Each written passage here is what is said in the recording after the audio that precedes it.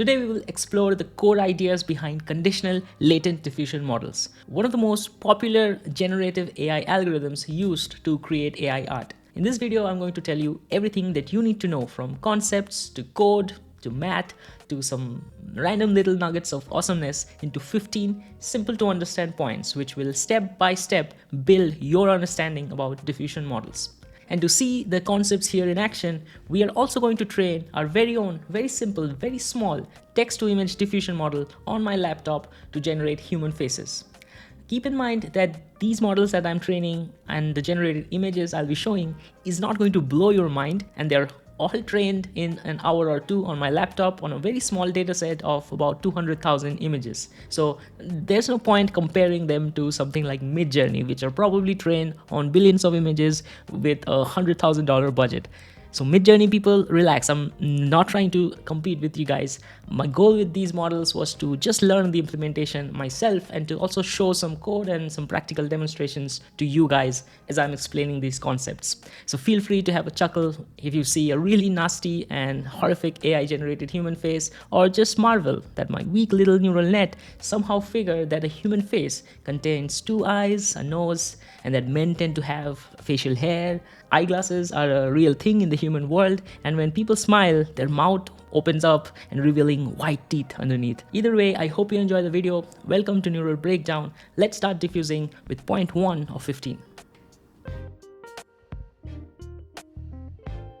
So almost all generative algorithms like variational autoencoders, generative adversarial networks or GANs, and yes, diffusion as well, input some random noise and convert them to an image. If you are simply generating images without any prompts or conditions, it is called unconditional image generation, where the algorithm just inputs the noise and outputs any image according to the inputted noise. When you want to generate specific images, however, we train with prompts and label information, and these are called conditional generative models. In this video, we're going to start with unconditional diffusion models and then slowly ramp up to conditional prompt-driven diffusion modeling. Diffusion models generate images by taking a fully noisy image and then iteratively removing noise from it through a neural network until we get a clear image.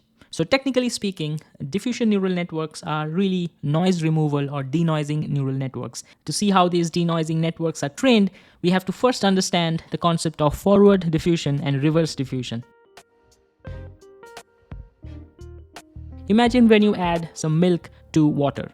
The milk slowly diffuses or spreads into the water as time goes by. At frame t equal to 0, you had clear water. But as time progresses, the liquid gradually turns and becomes fully white. The same concept can be applied to images. You got an image and you keep adding small Gaussian noise to it, gradually removing its perceptual features. After some time, the image will just disappear and all that will remain is noise. This act of adding noise to gradually convert any image to complete noise over a series of time steps is called forward diffusion. The DDPM scheduler is a type of forward diffusion algorithm which we are going to use for our project.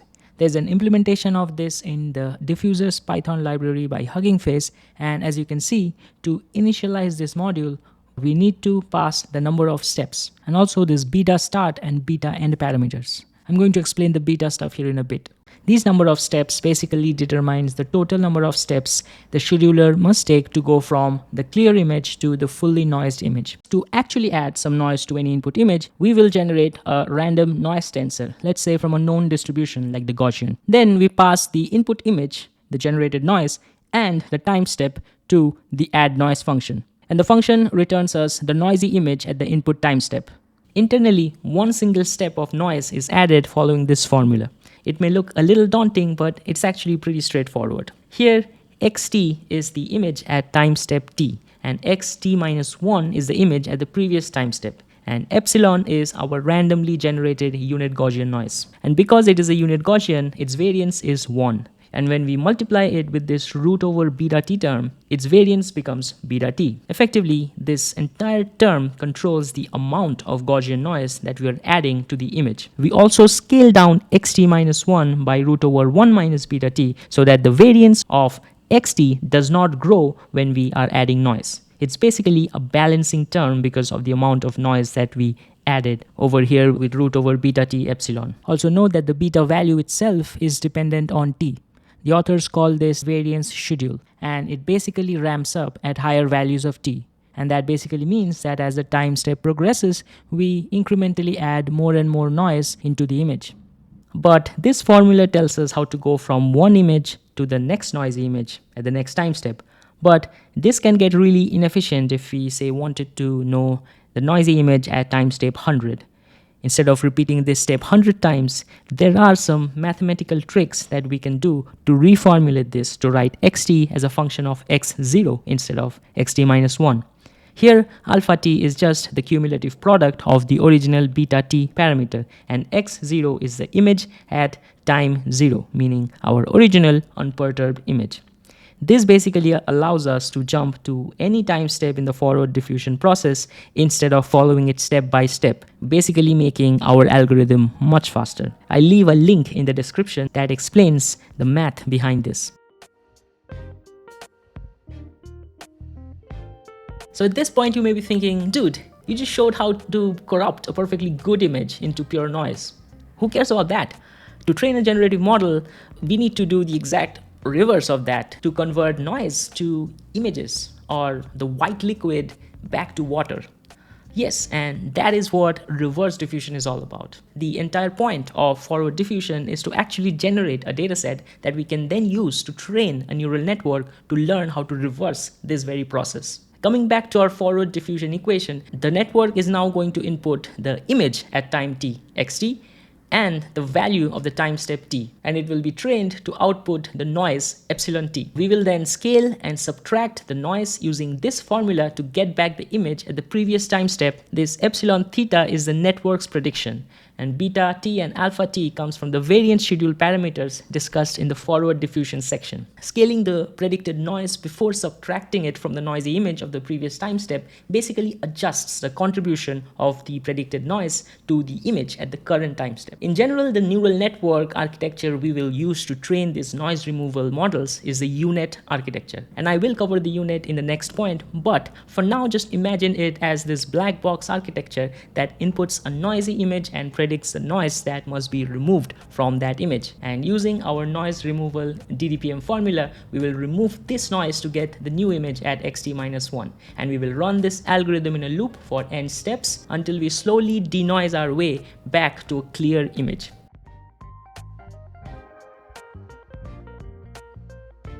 And so with that understanding about how reverse diffusion works, let's talk about the U-Net architecture next in more detail. But before that, if you're enjoying this video, the best and easiest way to support the channel is to just go hit the like button right now and subscribe to the channel. You can also support us through our Patreon page. Members do get some nice perks, so please go check out the link below and learn more about these perks. Back to the video. U-Net is a type of fully convolutional neural network that takes an input image, passes it through a series of convolutional layers, and outputs another image of the same size as the input. If you want a deeper dive on convolutional neural nets, check out this video on visualizing how trained CNNs pick up patterns in images. Basically, CNNs learn feature kernels that capture specific patterns in the image, and these kernels scan through the input images to generate the degree of overlap of the pattern with the image at various locations in the input, a technique known as convolution. U-Net model in particular passes the input image through multiple convolutional layers to first downscale it to a lower dimension and then upscale it back to its original shape. While upscaling the U-Net also adds skip connections that reuse the features learned during the downscaling path. We also train separate positional encodings as high-dimensional sinusoidal embeddings to encode the timestamp input. The input timestamp's positional encoding is then added to the image embeddings at different layers.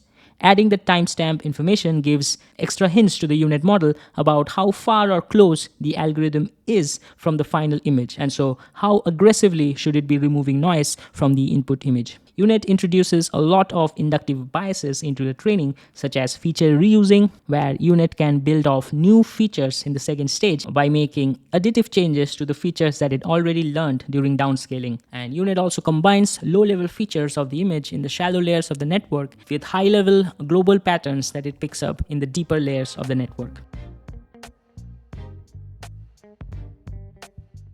So here is how the entire training loop looks like. We load in a batch of images, apply some augmentation to it, like random rotations, flipping, adjusting the brightness and contrast, and resize it to 32 by 32 by 3, which is our target image generation size for this experiment. Later on in the video, we will train much larger image generators of 128 by 128 RGB images, but for that we still need to go through some more steps. Anyway, we generate a random noise tensor, also of the same 32 by 32 by 3 shape for each image in our batch. And then we add the noises to our main image. And then we do forward diffusion on randomly generated time steps to create the noisy images using our DDPM scheduler. Forward pass the noisy image and the time steps through the unit, calculate the mean square error loss between the network's prediction and the randomly generated noise tensor, backpropagate and upgrade the gradients, and bam, repeat this training loop a bunch of times through our dataset, and we got our denoising neural network. Effectively, our unit learns to predict how much error must be removed from this noisy input image to reverse the forward diffusion process by one time step. After training is complete, let's see how image generation works during inference. We initialize a 32 by 32 by 3 image with random Gaussian noise. This is our image at t equal to n, and we pass it through the unit to get the predicted noise. The error will be scaled and subtracted from the noisy image to get us the image at n-1. We pass this new noisy image back to the network to get the image at n-2, and we iterate until we get our clear image. And double bam, we have generated an image out of pure noise. And here are some results from the diffusion model that was trained.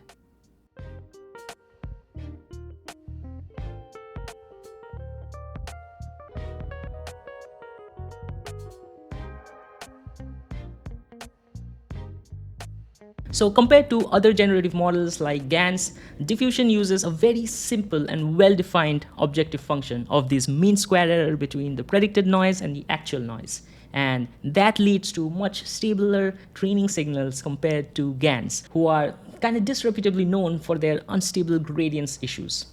Also, because diffusion generates images through this iterative noise removal process, they can take multiple small steps in order to generate an image compared to GANs or VAEs that have to generate the image in one forward pass. We don't make the network directly predict the final image because at the beginning stages of noise removal, the input image is purely noise and there could be multiple correct images that could be generated from it. So the network will just end up output some kind of aggregate of all these images and result in a blurry subpar image. We also don't make the neural network directly predict the noisy image at t-1 because then the network will have to learn the harder task of generating the noisy images at all the end different noise levels. Instead, we just make the network predict the noise to be removed for the latest time step and put it into the reverse diffusion equation to generate the next image. And although this makes diffusion more computationally intensive compared to those other networks, it does help it cover the data distribution more thoroughly, and empirically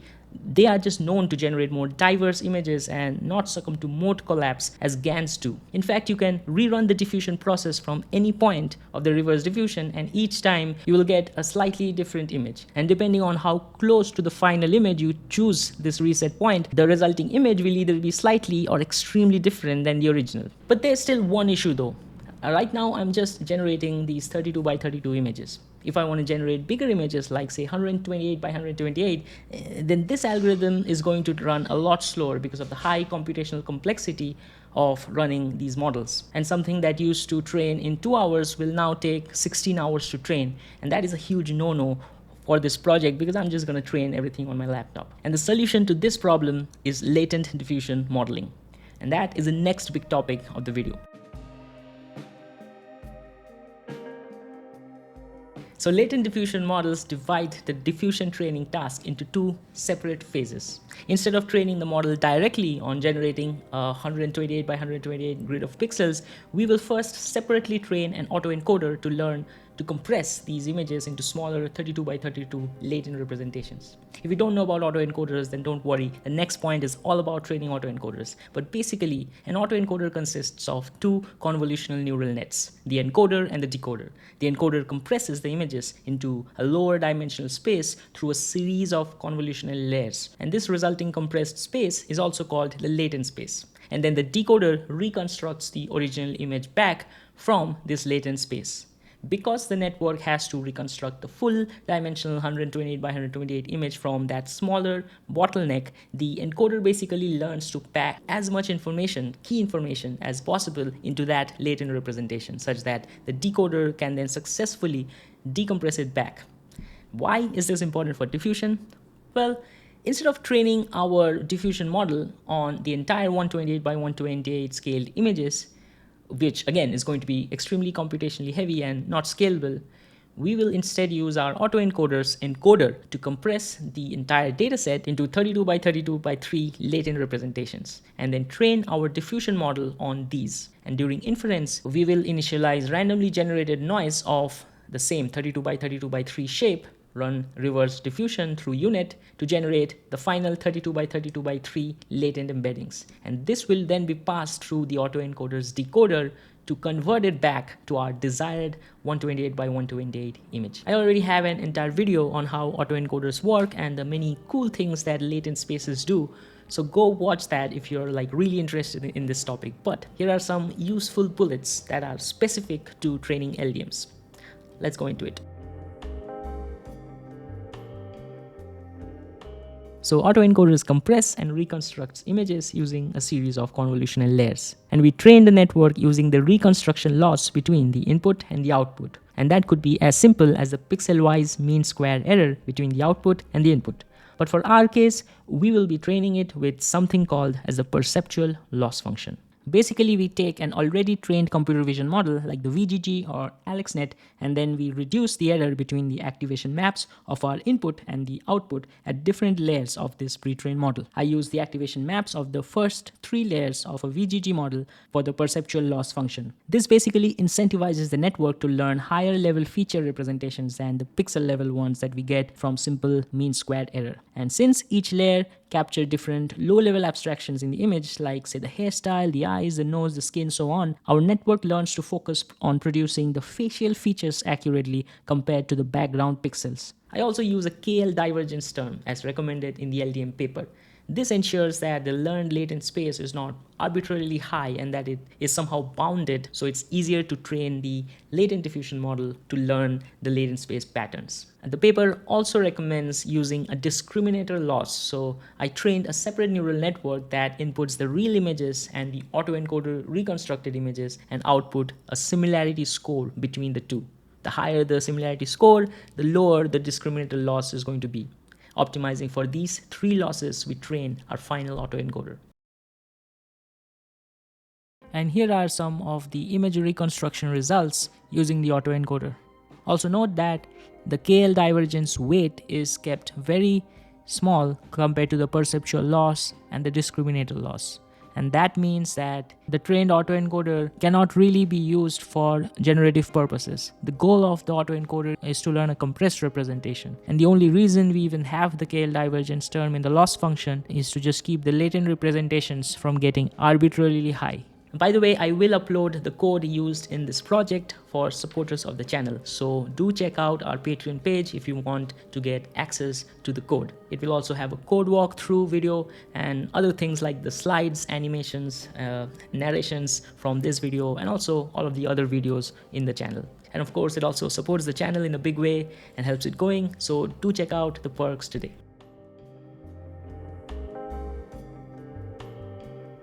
After the autoencoder is trained, training a LDM or a latent diffusion model with it is pretty straightforward. We load in our images in batches and augment as usual, but this time we first pass it through the autoencoder's encoder to derive its 32 by 32 by 3 latent representation, and then train the diffusion network on these latent features instead of the full dimensional images. During inference, we start as usual with random noise. We run our reverse diffusion for n time steps, and the final output we get is the latent image, which we then pass through the autoencoder's decoder to generate the final image. And here are some images that were generated from the model as it was training. Not bad images after just 1 hour of training. In the next section, we will talk about conditional latent diffusion models, discussing how to go from this basic LDM that we trained to a text-to-image generation model where we can control the generated images through an input text prompt. So to do text to image, we first need a dataset that has pairs of images and text captions. The CelebA dataset that I'm using does come with a table of facial attributes of the image like the gender, hair color, the age, and a bunch of other features. I wrote a script that converts these features into multiple valid textual captions. And we are going to use these to train our conditional diffusion model. Of course, to train with text, we first need to embed the text. That is, to convert this into a numerical representation that our network understands. Well, one easy way is to just use a text embedding model that basically generates a single flat embedding for the entire text prompt. And then use that just like we use the timestamp embeddings in the model by basically just adding or appending it in different layers of the unit. Now that would work, but using a single flat embedding to represent text is generally not advisable because it severely constrains the detail of information that can be encoded into that flat single embedding. A better approach is to embed text as a sequence of embeddings and then use, say, attention mechanisms to condition the model. Let's break it down what I mean by that in the next 2 points.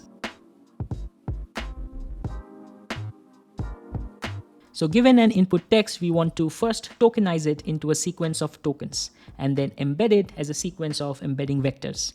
There are multiple ways of doing this, but the LDM paper uses a transformer-based clip model to do this, and so would we. Given a dataset of image and text pairs, the clip model uses a transformer to embed the text and our pre-trained autoencoder model to embed the image. And then we create the dot product of the two groups to form this n-by-n correlation matrix of the two multimodal inputs. To train the network, we will do contrastive learning and increase the alignment between the correct pairs of text-image inputs denoted by this diagonal of elements while simultaneously decreasing the distance between incorrect pairs by decreasing the values of the off-diagonals. This helps Clip to train a joint embedding space where both text and images can be represented in the same latent space. And with that, we are approaching the final boss of the video, the text-to-image conditioning part. To do this, we will introduce a new layer to our unit architecture, an attention-based conditioning layer. And its job is to contextualize the input feature maps with the text encodings from the input prompt. If the following section is a bit difficult for you to understand, you may want to watch my attention series where I explain what neural attention is from the ground up with all of the math and intuition that you might need to help understand this next part. First, we convert the text embeddings into query embeddings by passing it through a neural network. Next, we will flatten the image embeddings from a unit layer. These embeddings are passed through two neural networks to obtain the key and value embeddings. Finally, we will do a dot product attention computation to generate the contextualized image embeddings by doing this softmax of KQ times V operation. And what this will do is contextualize the image embeddings with the text embeddings, basically marrying the two worlds into one fused embedding state. And just like that, we have a conditional unit layer. And now we can replace a handful of our downscaling or upscaling layers in the unit with these attention layers, making some of the layer activations conditional on the input prompt.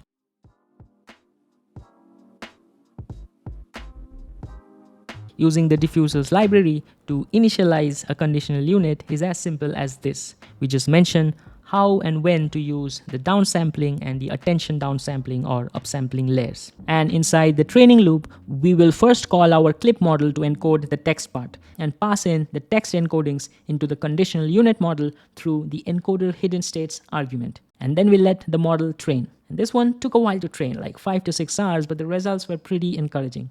I can see that the model definitely understands how to generate different faces according to our prompt. I'm sure that with a lot more training data, a larger model, and a better pre-trained VAE, the generated images will be much better, but I'm happy to see the concepts work in action.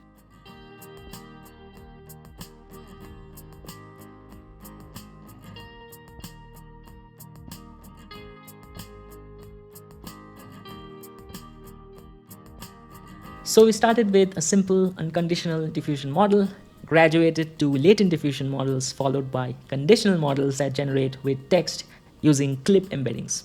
Hope you had fun watching this video. Do hit the like button. I leave some related video links and articles in the description below. You're magnificent.